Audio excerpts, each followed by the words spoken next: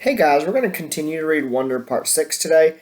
The chapter that we're reading is called The Ending, and it's on page 231. The play was so amazing.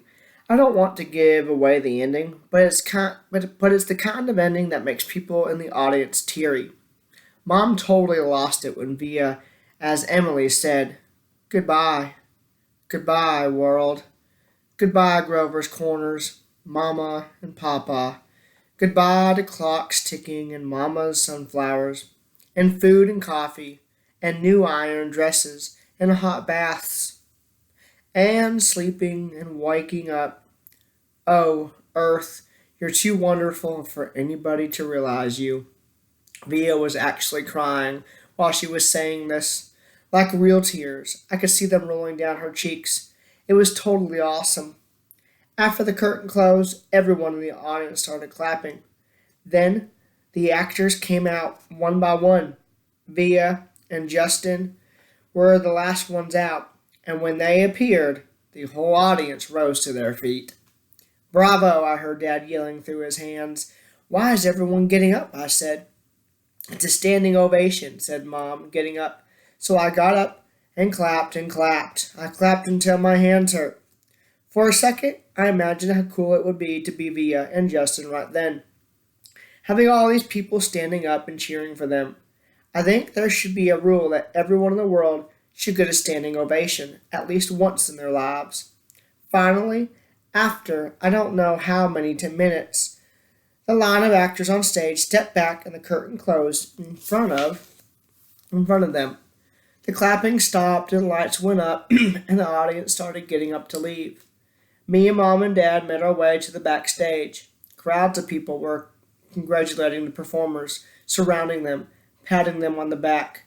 We saw Via and Justin at the center of the crowd, smiling at everyone, laughing and talking. "Via!" shouted Dad, waving as he made his way through the crowd. When he got close enough, he hugged her and lifted her off the floor a little. "You were amazing, sweetheart." "Oh my God, Via!" Mom was screaming with excitement. "Oh my God, oh my God!" She was hugging Via so hard I thought Via would suffocate, but Via was laughing.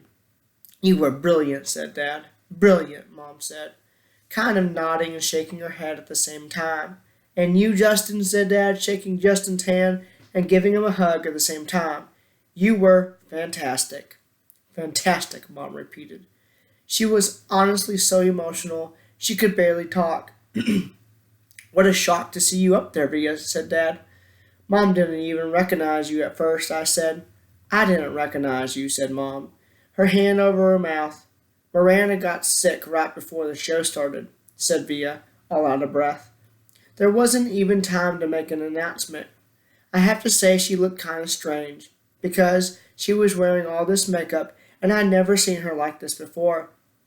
"And you just stepped in there right at the last minute," said Dad. "Wow." "She was amazing, wasn't she?" said Justin, his arm around Via. "There wasn't a dry eye in the house," said Dad.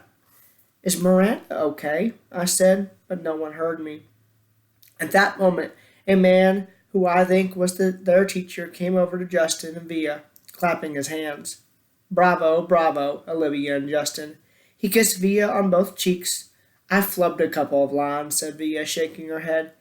"But you got through it," said the man, smiling ear to ear. "Mr. Davenport, these are my parents," said Via. "You must be so proud of your girl," he said, shaking her hand with both his hands. "We are." "And this is my little brother August," said Via. He looked like he was about to say something, but suddenly froze when he looked at me. "Mr. D," said Justin, pulling him by the arm, "come meet my mom." Via was about to say something to me, but then someone else came over and started talking to her. And before I knew it, I was kind of alone in the crowd. I mean, I knew where Mom and Dad were, but there were so many people all around us. And people kept bumping into me, spinning me around a bit, giving me that 1-2 look, which made me feel kind of bad.